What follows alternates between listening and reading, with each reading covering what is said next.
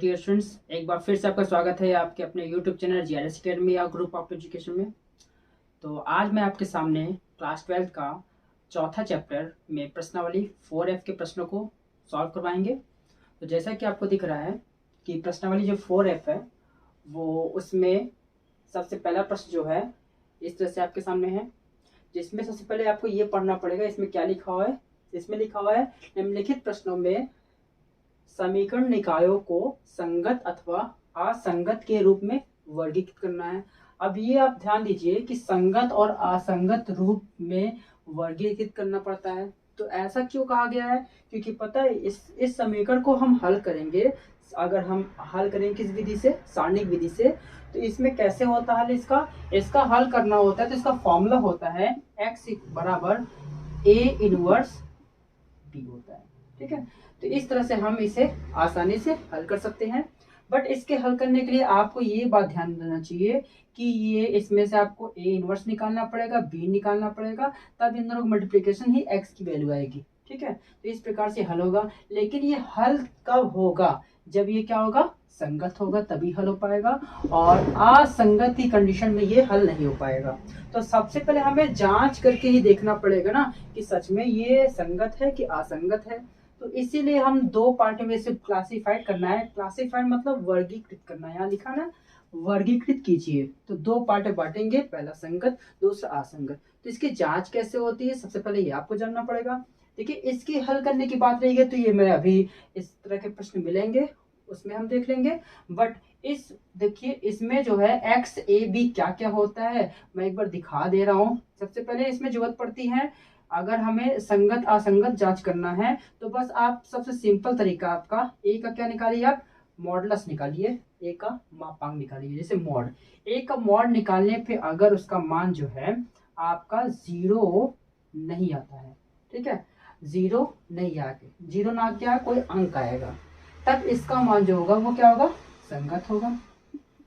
ठीक है, क्योंकि ये व्युत्क्रमणीय अवयव हो जाएगा। जब व्युत्क्रमीय अवयव होगा तो ये जो होगा इसका अस्तित्व होगा। जब अस्तित्व होगा तो ये संगत होगा। दूसरी बात, अगर ए का मॉड आपका 0 आ जाता है तब ऐसी कंडीशन में क्या हो जाएगा? ये असंगत हो जाएगा। असंगत हो जाएगा। असंगत होने पे क्या होगा? आप इसे हल नहीं कर पाएंगे इजली। तो देखिए बस दो ही चीज पहचान करना था हमें, संगत ही क्या असंगत है। और असंगत की कंडीशन अगर देखने को बहुत लोग जानते हैं क्या, एक ऐसा कंडीशन जिसमें असंगत कंफर्म होगा। कुछ लोग इसे इस रूप में दिखाते हैं, इसका निकालते हैं एडज्वाइंट ए इंटू बी। एडज्वाइंट ए इंटू बी को दिखाते हैं कि वो क्या हो? डज नॉट इक्वल टू 0 हो। तब ऐसी कंडीशन में क्या होगा? ऐसी कंडीशन में ये हर हाल में क्या होगा पता है? असंगत होगा। क्या होगा? असंगत।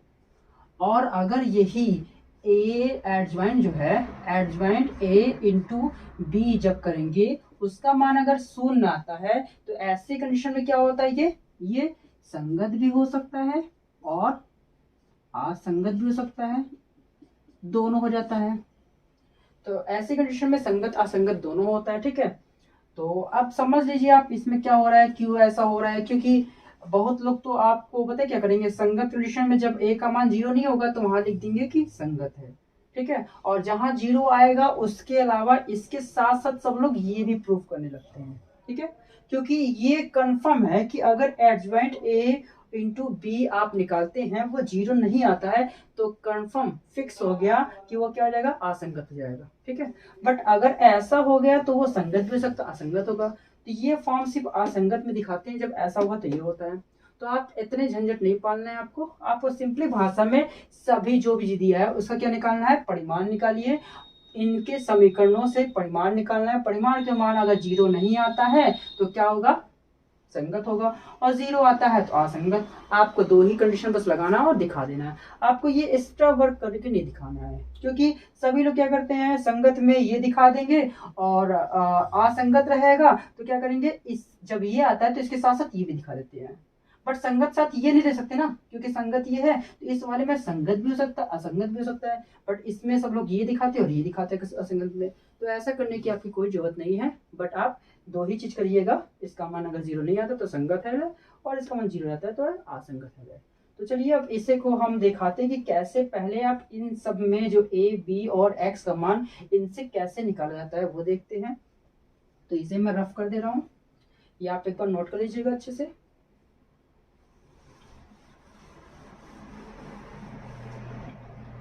अब देखिए इसमें अगर देखिए जो x ये सब b कैसे आती है वैल्यू, तो इसे भी इरेज कर दो, इसकी जरूरत नहीं मुझे।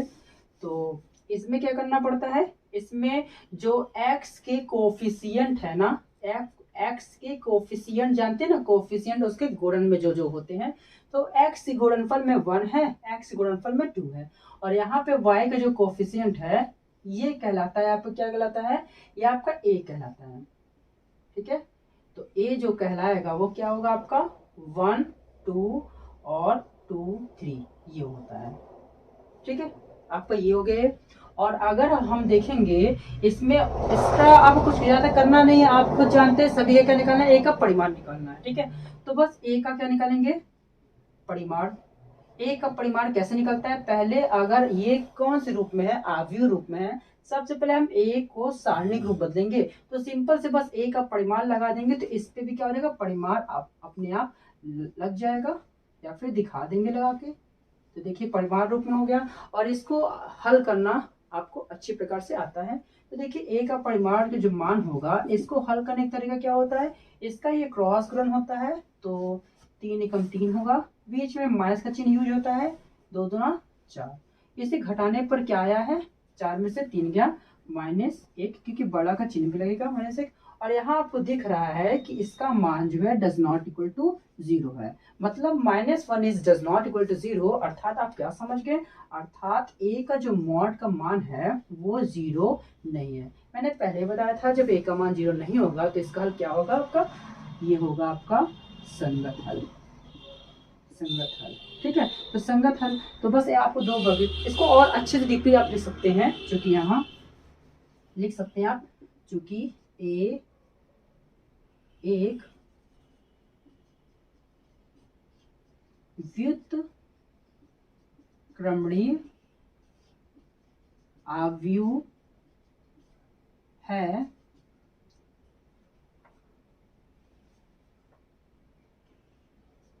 अतः इसका अस्तित्व है। इस प्रकार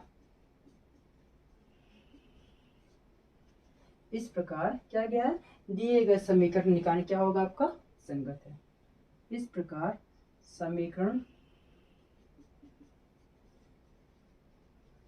समीकरण निकाय क्या है, संगत है।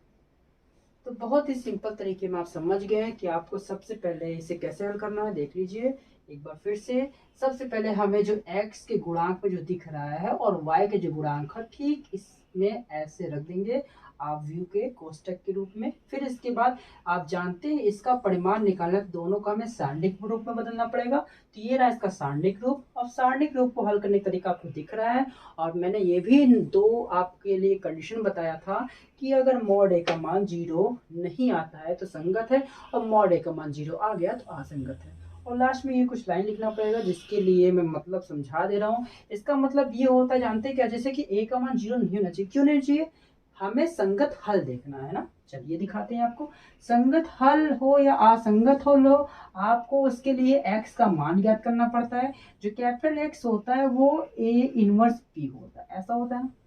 तो ऐसा वैल्यू होने से भी क्या आप समझते हैं, आप a इनवर्स का फॉर्मूला जानते होंगे। आपका a इनवर्स पहले, बहुत पहले आपने फॉर्मूला देखा होगा, a इनवर्स बराबर क्या होगा, 1 अपॉन एडजॉइंट a, 1 अपॉन मापांक a इंटू एडजॉइंट a। ये आपने फॉर्मूला देखा होगा a इनवर्स का, ठीक है ना। तो अगर हम देखते हैं कि अगर हम क्या देखें इसमें, कि अगर हम यहाँ पे a मॉड का मान अगर 0 रख देंगे बाय चांस, तो 0 ये ऊपर जाएगा नीचे जाएगा, 0 को किसी से डिवाइड करते हैं तो क्या होगा, अनंत हो जाता है। अनंत मतलब अपरिभाषित, अपरिभाषित तो भैया उसका अस्तित्व नहीं रहेगा ना। तो तो भैया वो असंगत हो जाएगा।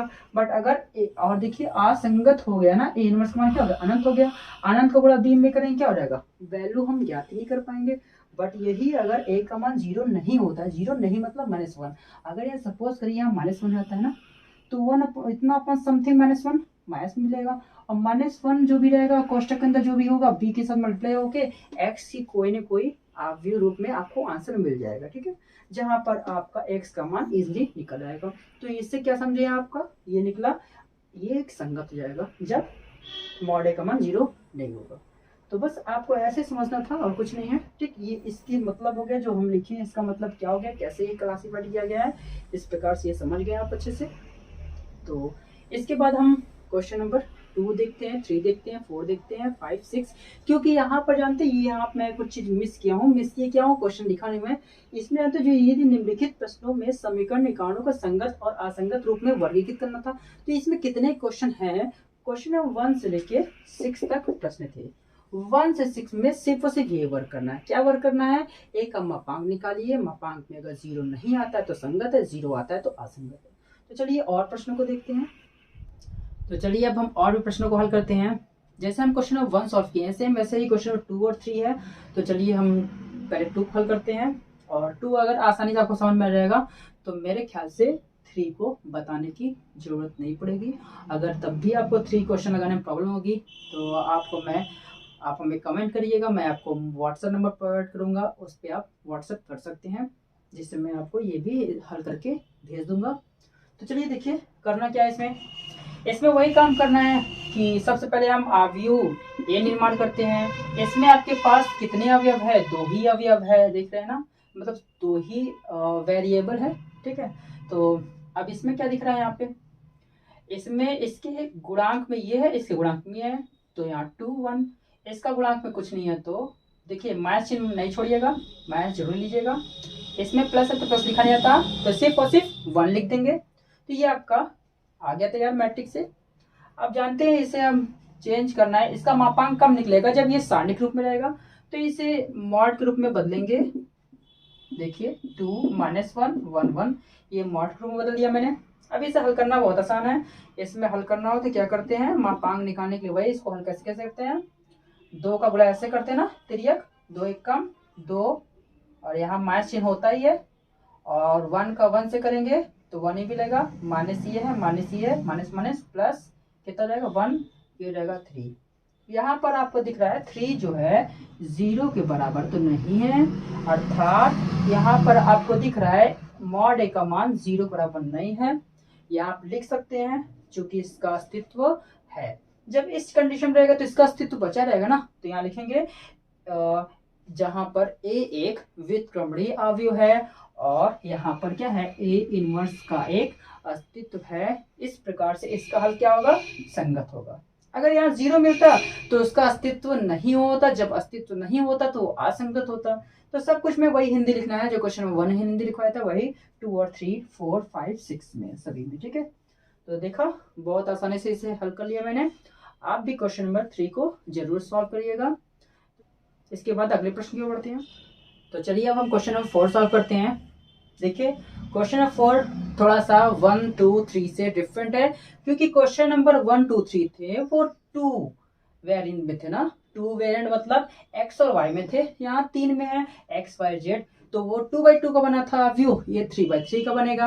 अब इसे भी वही करना है, इसका मापांक ज्ञात करना है। तो सबसे पहले क्या करेंगे हम, इसमें आपको तो सारा प्रोसेस बताया था कैसे a निर्मित होता है, कैसे b निर्मित होता है, पता ना। तो हमें सिर्फ से क्या करना है, मापांक a निकालना है। तो ये जो a बनेगा, तो a का मैट्रिक्स जो बनाएंगे वो कैसे बनेगा, 3/3 में ऐसे बनेगा। इसके जितने भी गुणांक है, x के गुणे में जो भी है उसको ऐसे लिख लेंगे 1 2, यहाँ पर क्या है a। इसके गुणांक भी लिख लेंगे, y के गुणे में कुछ नहीं है तो 1 है, y गुणे में क्या है 3, y के गुणे में a। यहाँ पर z के गुणनफल में कुछ नहीं है तो 1 है, z के गुणनफल में 2 है, z के पूरे गुणनफल में देख लीजिए क्या है 2a है। ठीक है ना, इस प्रकार से लिख लिया। अब जानते हैं इसे आपको क्या करना है, मॉड ए निकालना है। मॉड ए तभी निकलेगा जब हम इसे किस रूप में बदलेंगे, सारणिक रूप में बदलेंगे। तो सारणिक रूप में कुछ इस प्रकार से बदलते हैं, आप चाहे तो यहाँ लिख लीजिएगा अवयव को सारणिक रूप में बदलने पर। तो यहाँ पर देखिए क्या होगा सारणिक रूप, तो बस इसे ऐसे लिख लेंगे एज वेल एज 1, बस ये ब्रैकेट चेंज कर लेंगे 1 2a 1 3 2a, सॉरी ये है यहाँ पर, और यहाँ पर क्या है 1 2 2a, ये हो गया आपका। अब जानते हैं इसको हल करना, बेसिक टर्म्स जानते हैं कि मॉड ए निकालने के लिए कैसे इसे हल करते हैं। चाहे तो आप इस तरह लेके हल करेंगे, चाहे इस तरह से। तो जैसे कि आप इसको लेंगे, ये ढकेंगे तो ये बचता है, इसको हल करते हैं। फिर आगे ये लेंगे तो टी की आकार कट जाएगा, बाकी चारों से कैसे हल करना है। इसके बाद एज वेल एज ऐसे आप जानते हैं अच्छे से। तो देखिए इसे हम थोड़ा सा शॉर्ट तरीके से हल करते हैं, ताकि शॉर्ट यूज करना सीखेंगे तो आपके लिए बहुत बेनिफिट देगा। तो देखिए कैसे होता है। सबसे पहले देखिए इसमें सब में क्या कॉमन है, ए कॉमन है तीनों में। तो यहाँ पर क्या लेंगे, एक कॉमन लेंगे, लिख देंगे ए को ओवेनिस्ट लेने पर जरूर लिखेंगे ये सब बातें। अब यहाँ पर एक कॉमन ले लेंगे तो बचेगा क्या, यहाँ पर एक कॉमन लिया, यहाँ बचा क्या 1 1 1 2 3 2, और यहाँ बचा 1, यहाँ बचा 1, क्योंकि एक कॉमन हो रहा है ना, यहाँ एक कॉमन तो क्या बचेगा 2। तो ये कुछ इस प्रकार से आपका सारणी तैयार हुआ। अब इसमें आप देखिए जहाँ 1 1 दिखता है वहाँ 0 आसानी से हो सकता है, और जहाँ 0 0 कौन से मिलता है वहाँ आसानी से हल हो जाएगा। तो इसमें C1 माइनस C2 कर लेते हैं, चाहे तो आप C2 माइनस C1 करिए या C1 माइनस C2।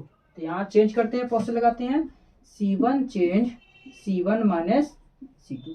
तो C1 जानते हैं क्या है आपका, ये पूरा C1 है, C2 C3 है। हमने क्या लिखा है, C1 बदल रहा है, C1 ये है ना, ये पूरी लाइन बदल जाएगी। कैसे बदलेगी, C1 में से C2 को घटाने के बाद जैसा होगा। C1 ये है, C2 ये है, C1 minus C2, C1 minus C2, C1 minus C2। समझ में, और कुछ नहीं करना उसमें। तो बस इसे हल करते हैं। यहाँ ये हो गया मॉड ए बराबर स्मॉल में ए दिया है जो कि एक अवयव है, और यहाँ पर क्या है 1 में से 1 जाएगा तो 0, C1 की पूरी लाइन बदलेगी। 2 में से 3 जाएगा क्योंकि ये बड़ा है, इसके बाद माइनस जाएगा तो -1, 1 में से 1 गया 0, बाकी सबको वैसे लिख लेंगे क्योंकि इनको मैं चेंज नहीं किया हूँ, इसका कोई प्रोसेस नहीं लिखा गया है। तो 1 3 1 1 2 2, ठीक है ना, ये मिल गया आपके पास। अब देखिए जहां पे 0 0 कॉन्सेप्ट होता है वो आसानी से हल हो जाता है, लेकिन ये अभी सही रूप में नहीं बताया है।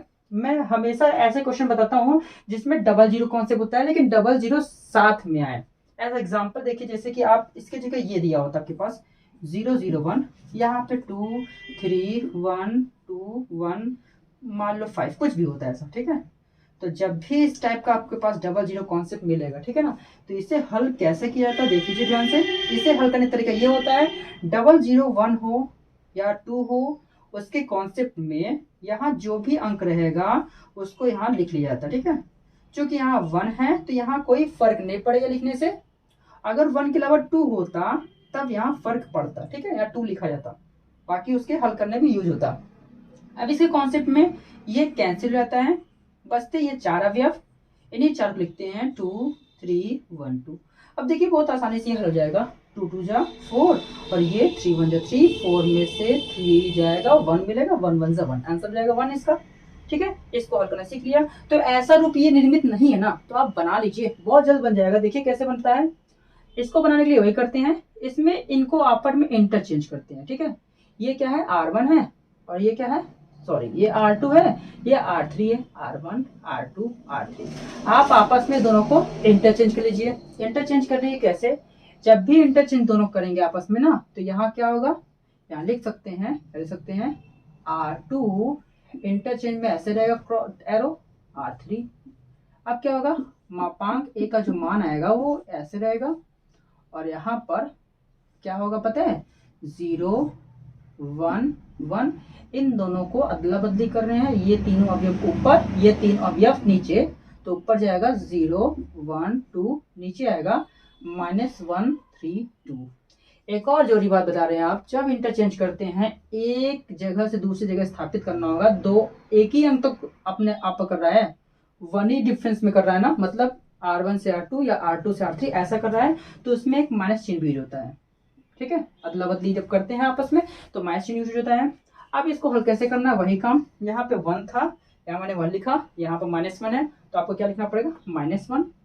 तो जानते हैं ये -1 का मल्टीप्लाई जब इसके साथ हो जाएगा एक, क्योंकि यहाँ पे कुछ नहीं था, यहाँ पे आगे -a है और ये भी -1 होगा, तो यार प्लस में क्या रहेगा a हो जाएगा।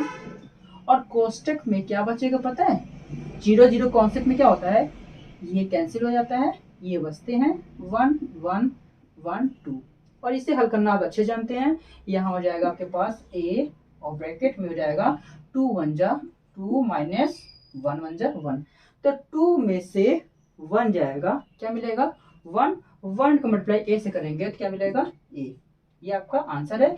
क्योंकि a जो है मापांक a का मान क्या दिख रहा है आपको, a मिला, मतलब 0 नहीं है। यहाँ लिखेंगे आप ये डज नॉट इक्वल टू क्या 0, तो यहाँ लिख सकते हैं आप चूंकि मापांक a का मान 0 नहीं है, अतः ये क्या होगा, इसका हल संगत होगा।